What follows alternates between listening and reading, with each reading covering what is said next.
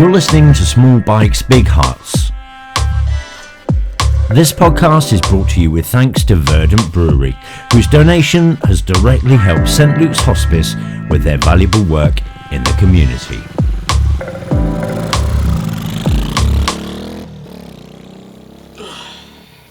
Tired, Ben?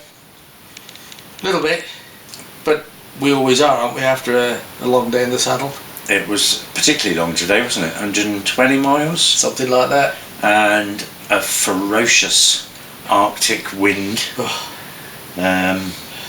which I thought was going to ease off as we got down to sea level. No, it hasn't, is it? It's still a bit nippers out there right now, isn't it? Yeah, it is indeed. But of course this is, 3 days now since we've done a proper update. It seems like forever since we've done one of these, actually. Yeah. We have had a few technical issues with a couple of bits of kit, and that, along with fried brains, has meant that we've had to prioritise our mental well-being over staying up late trying to get videos finished. Oh, gotcha, absolutely. Yeah. But so I think the last section unaccounted for, as far as our wonderful audience are concerned, is Bonar Bridge to Fort William. Can you cast your mind back that far, or is it all blurred into one?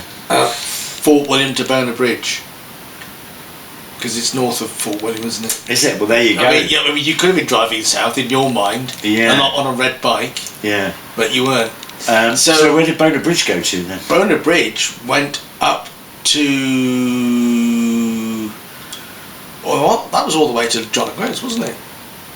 Was it now? Yeah. You're right. It is. Because we left Bonar Bridge, and 10 miles up the road was the little village of Larg, or Lairg. And that's when we saw fuel signs saying last fuel for 44 miles. That's it. Because that little road wiggled all the way up to the very north coast and another little village called Tongue. Correct. And we have spoken about the Glencoe Valley and everything. You are right. It is Bonar Bridge. It's Bonar Bridge up to John O'Groats, which we were missing. So, well, what can we say about that road aside from the fact that it was remote and awesome? It is classified as an A road, the A836, I believe, but look it up. But it very quickly went from like a normal A road to sort of like a single track with passing places. It was that remote. Another distinguishing feature of the Highland roads is the snow poles. Oh yeah, that are stuck in the ground. In order to show you where the road is, should you be up there in heavy snow.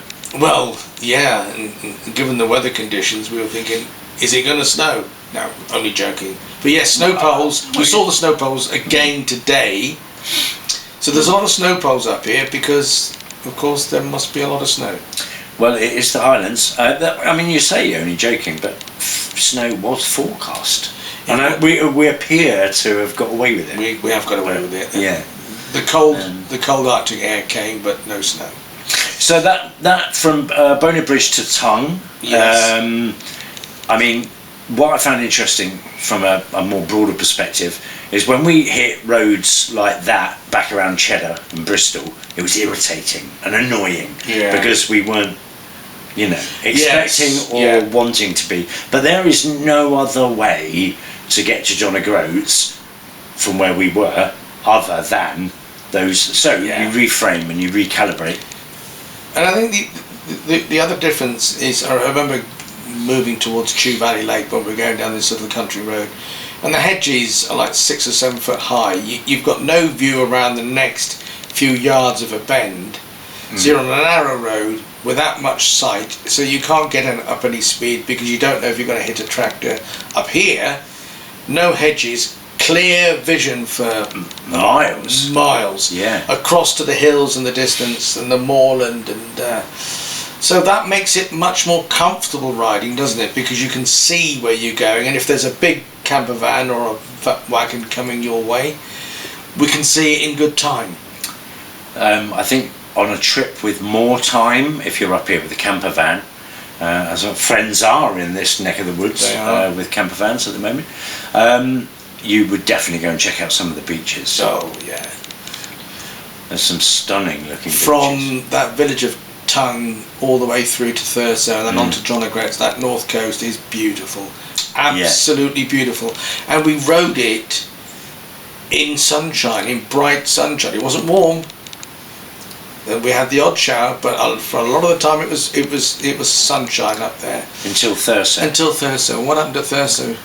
Well, Thurso was interesting for two reasons. Reason number one was the band of cloud that we could see. Like, it was literally right the way across the sky, and then beyond it, clag and what was obviously drizzle, rain.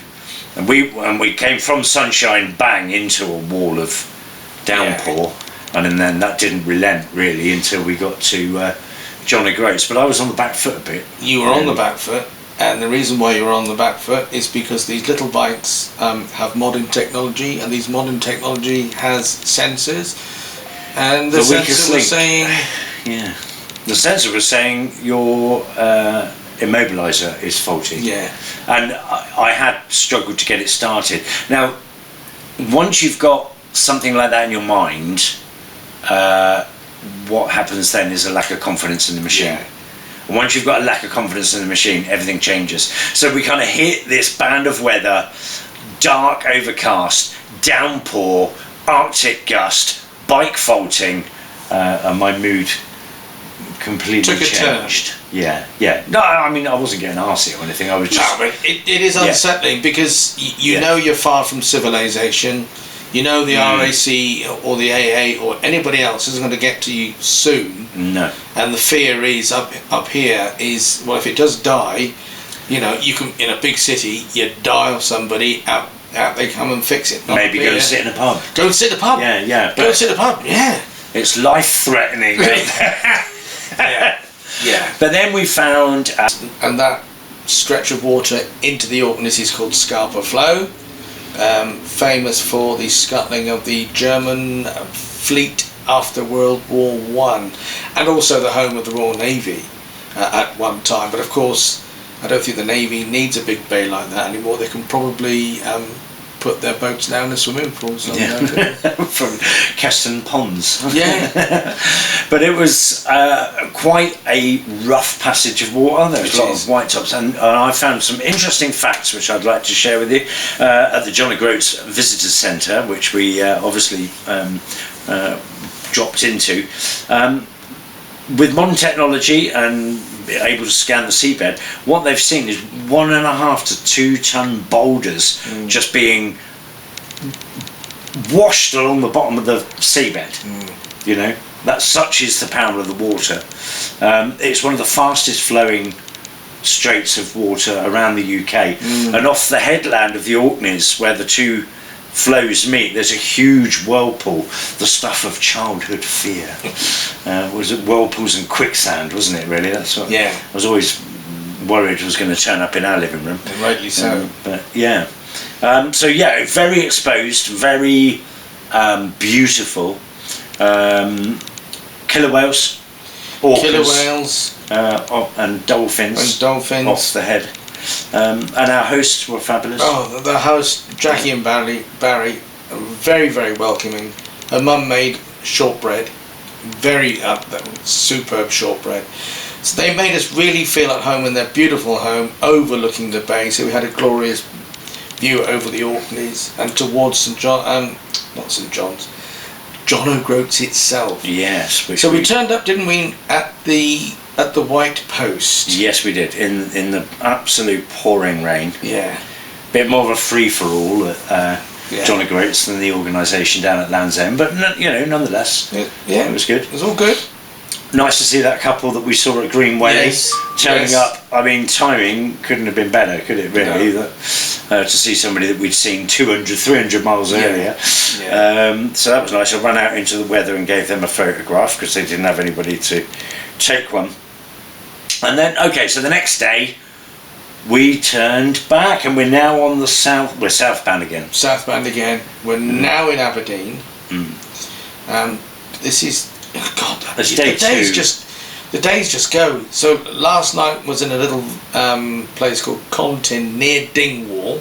That's right, in the Akelty guest house. And today we're in a hotel in Aberdeen. So we're now 200 miles from John O'Groats south. What we've noticed is that the land has shifted and changed from the epic ups and downs and impact of the West Coast. The East Coast is very bleak and flat. Still very beautiful, don't get me wrong, but it's completely different, isn't it? And we came across the Cairngorms today. So we left the Dingwall area, hit Inverness, and then came across the top of the Cairngorms, visiting Glen Grant Town on Spey. So we were in the Spey side and the Spey River. And what did we see on several occasions? And the clue is in that we were in Speyside. Well, yeah, I mean, we did the ultimate TT today, didn't we? Because not only was the road fast and flowing, but we went past every single famous whiskey distillery, from Glenmorangie to Arbor, to just one after the other. One after the other. But we had to drive past. Ben was struggling. Oh, struggling. Yeah, he wanted to stop. Some of those distilleries were beautiful old buildings, just crying out for a visit. As if to rub salt into the wound, one of them had a steam train. Oh, yes, it did, yeah. But no, we were heads down, elbows out, and cracking on to Aberdeen, where we are. Now, we've got something to do in the morning, of course, at Aberdeen. Yes, we're off to Sherlaw's of Aberdeen, a motorcycle dealer, KTM dealer, where Mark, who I contacted a few months ago, has been extremely supportive. Yeah. And has booked us in to give the bikes a bit of an overhaul and a quick look, and got his PR team on board, and also the coordinator for something called the Northeast 250, which is a 250-mile round trip around the northeast of Scotland, unlike the NC 500, which, as the name suggests, is a 500 miles. So they're on board. The bikes, I think, need a little bit of TLC. They do. Because what happened again this morning? I had another warning light, didn't I? You did? Yeah, engine management. I mean, it's going to be a 30p sensor. Like, you've got to be sensible when something like that happens, because it's easy to panic. Yeah. And just go, oh no, we need to call the RAC. Easy to do that, understandable. But I mean, you've just got to go, right, it sounds okay. Yeah. There's no funny smells emitting for it. No. Fluids are all there. Yeah. It's not misfiring. No. And it's, I hit 72 miles an hour today, so it's not, there's no performance impairment.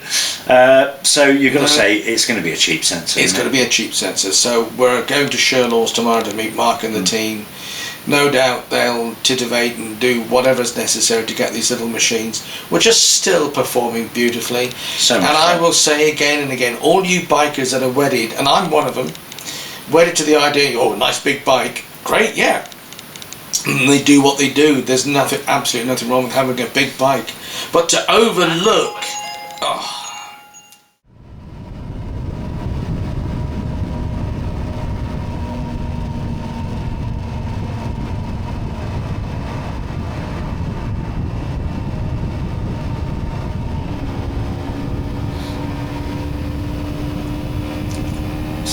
16.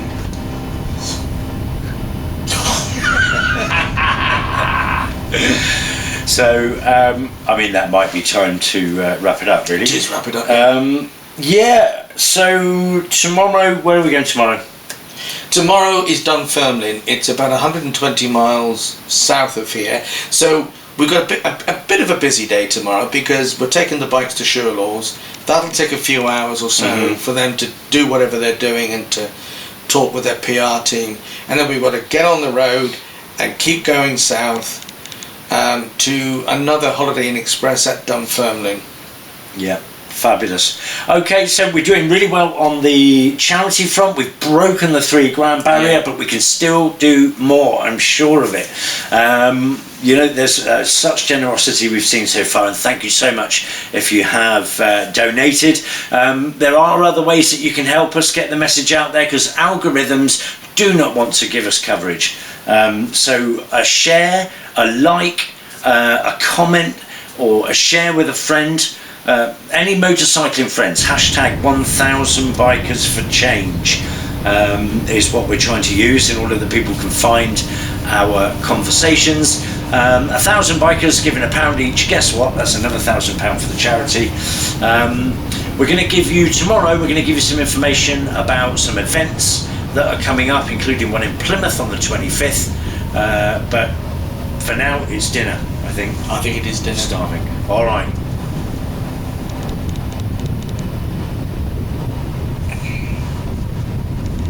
1717.